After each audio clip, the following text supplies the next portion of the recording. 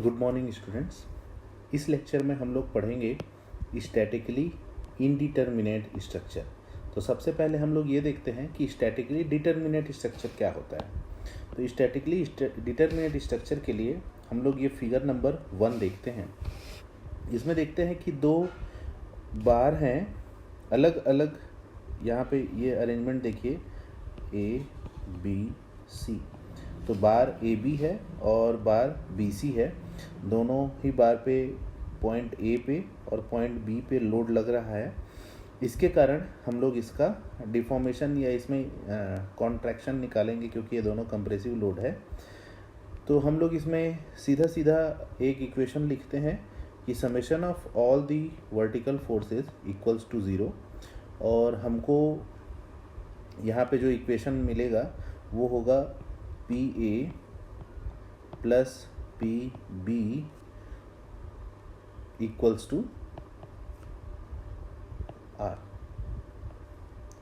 तो जो दोनों नोन वैल्यू है उसके लिए हम लोग ये अननोन आर, जो हमारे लिए अननोन है, वो फाइंड आउट कर लेंगे। तो हमारे पास अवेलेबल इक्वेशन कौन सा है? Equation of equilibrium.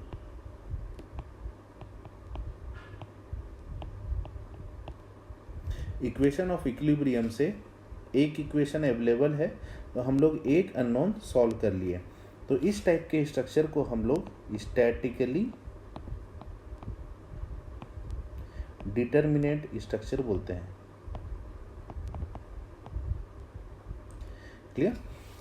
लेकिन सेम सिचुएशन है डायग्राम 2 में भी, बस यहाँ पे डिफरेंस ये है कि यहाँ पे एक और सपोर्ट आ गया है। ठीक है, अब हमारे पास दो अननोन है, आर ए और आर बी। और अवेलेबल इक्वेशन क्या है? Same, summation of all the vertical forces equals to 0। तो इससे हमको क्या मिलेगा? R A plus R B equals to P. अब यहाँ पे एक इक्वेशन आपको मिला, बट ये इक्वेशन सफिशिएंट नहीं है, क्योंकि आपके पास दो अननोन हैं इन दोनों को सॉल्व करने के लिए। तो इस सिचुएशन को हम लोग बोलते हैं कि ये स्ट्रक्चर कैसा है? Statically indeterminate.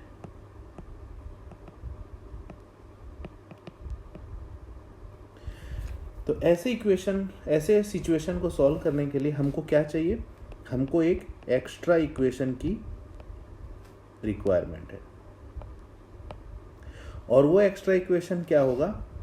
जैसा कि इस डायग्राम में आपको दिख रहा है कि elongation of bar A B और बार बी सी, यानी कि elongation of bar A B और elongation of bar B C, या कॉन्ट्रैक्शन जो भी है, जो भी इंक्रीमेंट आएगा। सपोज ये पॉइंट यहाँ तक आया, तो इसके लिए ये पॉइंट यहाँ पे जाना चाहिए। क्लियर? तो जितना ए बी में इलोंगेशन होगा उतना बी सी में कॉन्ट्रैक्शन होगा।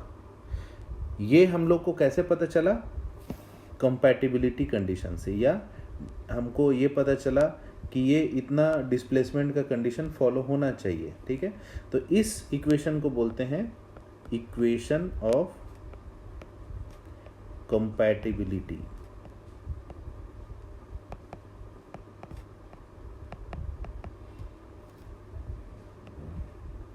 Equation of compatibility. इस एक्स्ट्रा इक्वेशन के थ्रू हम लोग क्या कर लेते हैं? अच्छा, अभी हमको बस ये पता चला है, लेकिन हमको एक रिलेशन और यूज करना पड़ेगा, जिसको हम लोग बोलते हैं फोर्स डिस्प्लेसमेंट रिलेशन।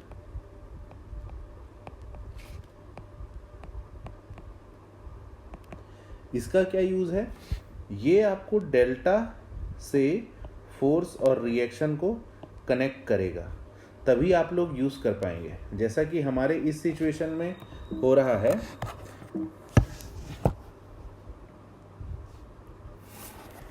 कि डेल्टा ए बी और डेल्टा बी सी दोनों हमने बोला कि वो इक्वल है, तो उसके लिए जैसे सपोज़ हमको ये पता है कि डेल्टा ए बी की वैल्यू कितनी होगी, वो होगी आर ए इंटू सपोज़ वो लेंथ स्मॉल ए है इंटू ई ए अपॉन ई ए, और डेल्टा बी सी की वैल्यू कितनी होगी, वो होगी माइनस ऑफ, क्योंकि कॉन्ट्रैक्शन है आर बी, बी उसका लेंथ हो गया ई ए। तो इस कंडीशन से हम लोग फिर आर ए और आर बी में एक रिलेशन ऑब्टेन करेंगे, और इस रिलेशन का यूज़ करके हम लोग, जैसे यहाँ से क्या पता चला कि आर ए कंपैटिबिलिटी कंडीशन को मैं यहाँ पे फोर्स करता हूँ, तो वो होगा delta A B plus delta B C equals to 0, और ये होगा R A into A upon E A minus R B into B upon E A equals to 0 ना। तो यहाँ से हमको आर ए और आर बी में एक रिलेशन मिल जाएगा कि R A is equal to R B times B by A. अब इस रिलेशन को हम इस इक्वेशन में पुट करेंगे जहाँ हमको मिला है R A plus R B equals to minus of only B. So RB times B by A plus RB equals to P. So this comes out to be RB is equal to A plus B into P times A. तो ये A plus B क्या है, P A upon L R B की value आ गई, और R A की value P into B upon L. तो ये आपका इनडिटर्मिनेट इक्वेशन स्ट्रक्चर सॉल्व हो गया। तो यह तरीका है जिसके थ्रू हम लोग इनडिटर्मिनेट स्ट्रक्चर्स को सॉल्व करेंगे। हमको एक एक्स्ट्रा इक्वेशन लगाना पड़ेगा। क्लियर? इसके लिए हम लोग एक अच्छा सा क्वेश्चन सॉल्व कर लेते हैं जिससे हमारा ये कंसेप्ट क्लियर हो जाए। क्वेश्चन है solid circular steel cylinder S is encased यानी अंदर, उसके अंदर घुसा हुआ है, in a hollow circular copper tube. ये कॉपर ट्यूब है और ये स्टील शाफ्ट है जो एस दिख रहा है ना। The cylinder and tube are compressed between the rigid plate. ये रिजिड प्लेट है of a testing machine by compressive force P, ये P force है। The steel cylinder has the cross sectional area AS and modulus of elasticity ES, and copper tube has AC and EC, and both parts have length L। ये दिख रहा है आपको यहाँ पे। Determine the following quantities: the compressive force PS in the steel cylinder and PC यानी copper tube, and B part बोलता है the corresponding compressive stresses sigma S and sigma C, और सी पार्ट बोलता है the shortening of assembly. Clear? ये हमारे question है। तो सबसे पहले हम लोग पार्ट ए को एड्रेस करने की कोशिश करेंगे। उससे पहले हम लोग ये देख लेते हैं कि इस क्वेश्चन में हम हो क्या रहा है कि एक पार्ट है जो कॉपर का स्लीव है,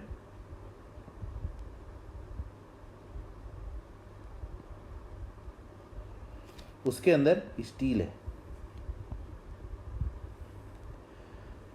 तो जो आपका फोर्स है जो कॉपर ले रहा है पी सी, और एक पार्ट ले रहा है पी स्टील पी एस। ठीक है? तो यहाँ से इक्विलिब्रियम क्या है, total P is equal to P copper plus P steel. ये कैसे मिला हमको, इक्वेशन ऑफ इक्विलिब्रियम से summation of all the vertical forces equals to 0। अब ये कितना कितना ले रहा है ये हमको डिटरमाइन करना है, आई थिंक पहले पार्ट में। यस, तो हमने पहला इक्वेशन लगा दिया, summation of all the vertical forces equals to 0। अब यहाँ पे दो अननोन है और एक इक्वेशन है, ये सॉल्व करना मुश्किल है, तो हम लोग लगाते हैं equation of compatibility.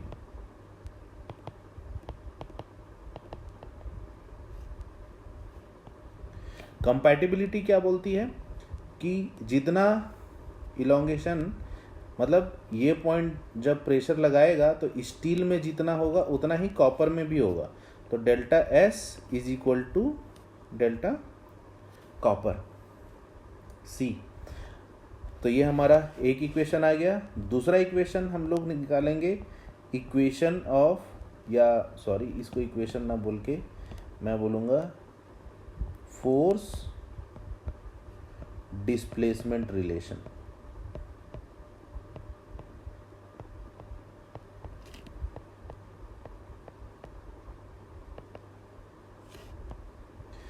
Force displacement relation delta S क्या होगा, जितना फोर्स स्टील में है इनटू उसका लेंथ जितना है इनटू ई ऑफ स्टील और एरिया ऑफ स्टील।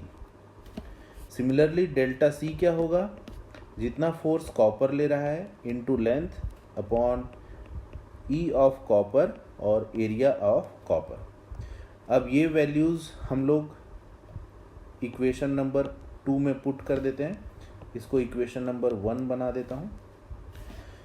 तो हमको कुछ ऐसी वैल्यूज़ मिलेगी कि P of S into L upon E of S area of steel equals to P of copper into length upon E of copper upon area of copper.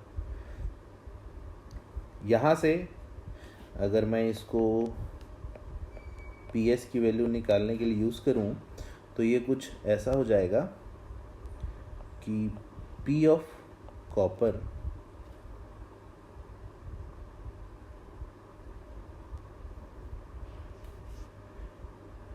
Is times E of steel upon E of copper A of steel upon area of copper. अब अगर मैं इसको equilibrium वाले equation में put करूं, यानी इसको मैं पुट करता हूं इक्वेशन 1 में, तो मुझे कुछ इक्वेशन 1 क्या है मैं रिमाइंड करा देता हूं आपको। Force in steel plus force in copper must be equal to total force. ये हमारा इक्वेशन 1 है। और इक्वेशन 2 हमको मिला है, जो हमको सब्सटीट्यूट करना है, force in steel is equal to force in copper times of E of steel upon E of copper into area of steel upon area of copper. तो अब मैं ये वैल्यू यहाँ सब्सटीट्यूट करता हूँ,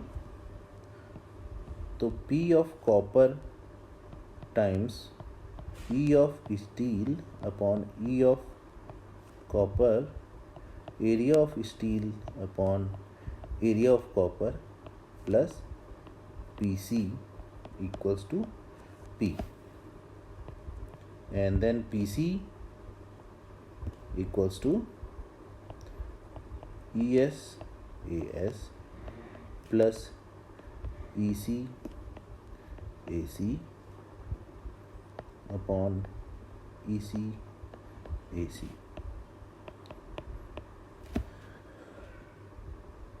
So PC equals to P times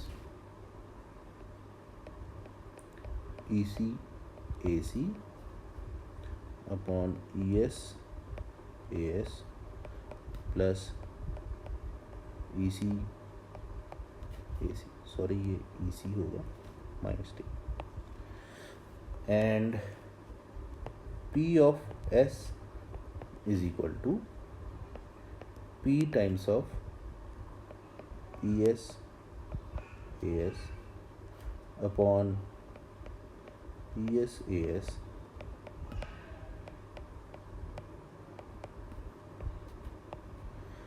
ये आपके force निकल आए।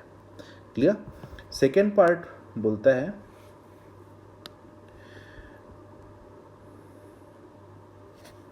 कि find out the ratio of stresses, I guess, sigma S and sigma C। Part B कहता है sigma S and sigma C। तो सिग्मा S और सिग्मा C क्या होंगे?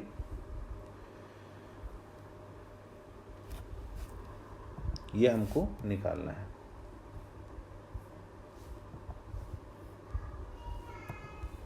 इसके लिए हमको क्या करना होगा? PS upon AS will give you sigma S, simple है। और सिग्मा C की वैल्यू क्या होगी? PC upon AC। क्लियर। तो same it will be equal to P upon ES and then ES AS plus EC AC, sigma S की वैल्यू और सिग्मा C की वैल्यू P into PC upon ES AS plus EC AC। Third part कहता है shortening of assembly, यानी कि total delta कितना आया वो हमको निकालना है। तो शॉर्टनिंग ऑफ असेंबली निकालने के लिए हमको क्या करना पड़ेगा? सब्स्टिट्यूशन करना पड़ेगा। तो बेसिकली शॉर्टनिंग क्या होगी? डेल्टा इज इक्वल टू या तो PS L upon ES AS या तो PC L upon EC AC। ये दोनों से शॉर्टनिंग बराबर ही आनी चाहिए। ये भी इसका टेस्ट है। तो दोनों आप यहाँ पे वैल्यू पुट कीजिए, आपको शॉर्टनिंग की वैल्यू मिलेगी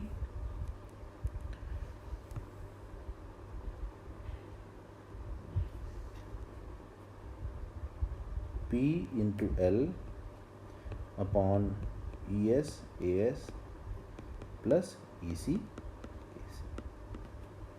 ये आपका third answer. So this is it, and this is how you have to solve the indeterminate structure। Next video में हम लोग पढ़ेंगे thermal effect, misfit and pre strains. Basically thermal effect आपके लिए इम्पॉर्टेंट है। ठीक है, थैंक यू।